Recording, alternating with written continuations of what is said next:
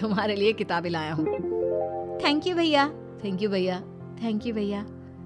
करिश्मा, तुम्हारा नेकलेस कितना सुंदर है। ये भैया कहाँ से ले आए होंगे?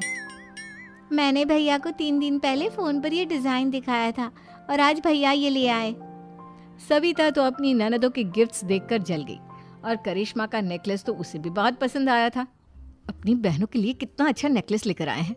मुझे कभी कोई गिफ्ट नहीं दिया। मैं आज ही ये हार चुरा लूंगी। रात में सविता करिश्मा का हार चुरा लेती है और इसी तरह उसे अपनी ननदों की जो भी चीज़ अच्छी लगती वो उसे मांगती नहीं, बल्कि रात के अंधेरे में चुरा लेती।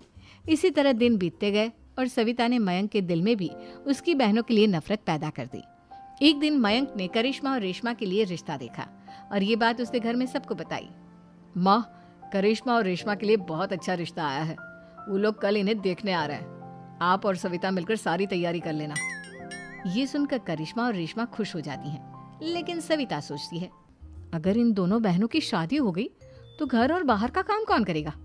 मनीषा तो 1 नंबर की कामचोर है, उससे तो किसी बात की उम्मीद लगाना ही बेकार है। मुझे इस शादी को रोकना होगा। अगले दिन सभी लड़के वालों के स्वागत की तैयारी करने में लगे होते हैं। तभी मयंक अपनी बहनों से आकर कहता है, तैयार हो गई तुम दोनों? देखो, दोनों लड़के बहुत अच्छे हैं। मैं कोई कसर नहीं छोड़ना चाहता, इसलिए तुम उनके सामने अच्छे से बिहेव करना और अपनी भाभी से लड़ने मत लग जाना। करिश्मा, तुम वो नेकलेस पहन लो ना जो मैं तुम्हारे लिए लाया था। भैया, मैं बहुत देर से वो नेकलेस ढूंढ रही हूँ, लेकिन मुझे मिल ही नहीं रहा। क्या तुमने नेकलेस खो दिया? तुम्हें पता भी है वो कितना महंगा था। तुम कोई काम ढंग से नहीं कर सकती। मयंक गुस्से में वहां से चला जाता है। थोड़ी देर बाद लड़के वाले भी आ जाते हैं। वो दोनों बहनों को पसंद कर लेते हैं और रिश्ता पक्का हो जाता है। लेकिन सविता के दिमाग में तो कुछ और ही खिचड़ी पक रही थी। वो पंडित जी के पास करिश्मा की कुंडली लेकर जाती है और उन्हें पैसे देकर करिश्मा की कुंडली बदलवा देती है। जब लड़के वालों के पास करिश्मा की कुंडली जाती है तो वो दुर्गा को फोन करते हैं। बहन जी, हमने करिश्मा की कुंडली अपने पंडित जी को दिखाई थी।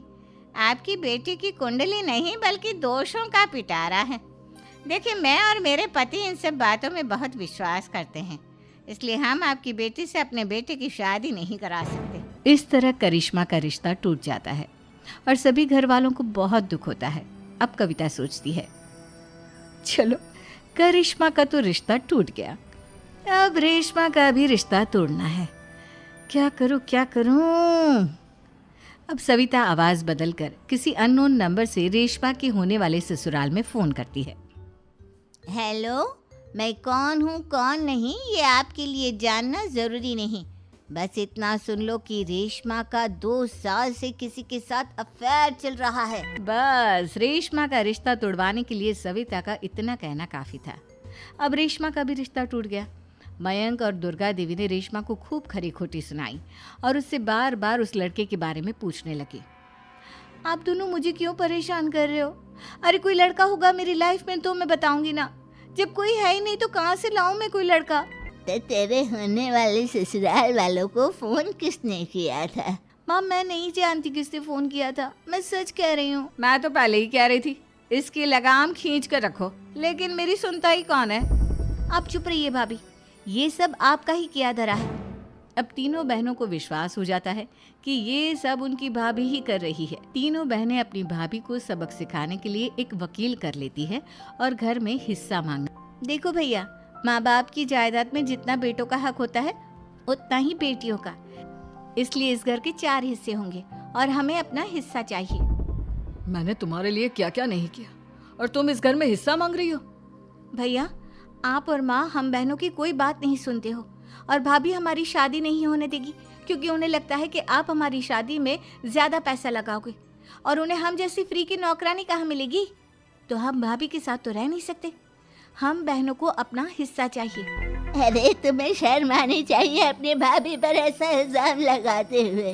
वो तुम्हारे बारे में कितना सोचती है। हाँ माँ, भाभी हमारे बारे में बहुत सोचती है। दिन रात बस यही सोचती रहती है कि किस तरह से अपनी तीनों ननदों को परेशान करूं और कभी मुझे पढ़ने भी नहीं देती। दोनों बहनों का रिश्ता भी तो इन्होंने ही तोड़वाया है और रात में हमारे कमरे में आकर हमारी चीजें भी चुराती हैं। इसी तरह सविता की तीनों ननदें अपनी बात पर अड़ी रही। अब कोर्ट में तारीख भी शुरू हो गई। जब सविता को लगा कि उसकी तीनों ननद इतनी आसानी से नहीं मानने वाली, तो उसने अपने पति और सास को सारी सच्चाई बता दी और अपनी तीनों ननद से माफी मांगी। मयंक और दुर्गा को भी अपनी गलती का एहसास हो गया। अब सविता खुद करिश्मा और रेशमा के लिए अच्छा रिश्ता ढूंढती है और उनकी शादी करवाती है।